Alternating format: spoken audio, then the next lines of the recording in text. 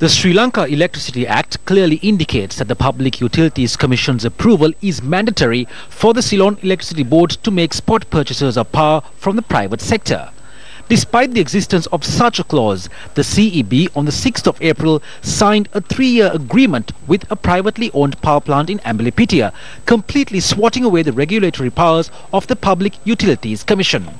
Last Sunday, Action TV pointed out how the Secretary to the subject ministry had in fact addressed a letter to the Secretary to the President dated the 6th of this month with false information in an attempt to validate the aforementioned agreement, which was reached in contravention to the provisions of the Sri Lanka Electricity Act. The Secretary to the Ministry of Power and Renewable Energy in fact writes his letter to the Secretary to the President 4 months after the agreement was signed with the privately owned power plant in Ambalipitia. However, the Secretary to the Ministry of Power and Renewable Energy is requesting the Secretary to the President to seek the approval of the Public Utilities Commission through the National Economic Council to reach agreements to purchase power from 3 private power stations, including the one in Ambalipitia.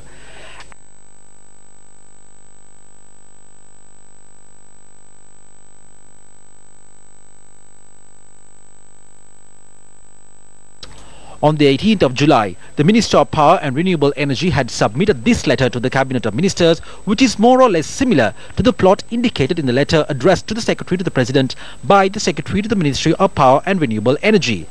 The letter submitted to the Cabinet of Ministers has been approved. Through this letter, which can clearly be considered as a form of deception, several amendments are to be included into the Sri Lanka Electricity Act in the future. What will be the consequences for the power consumers of this country and the Public Utilities Commission? More on Action TV tomorrow.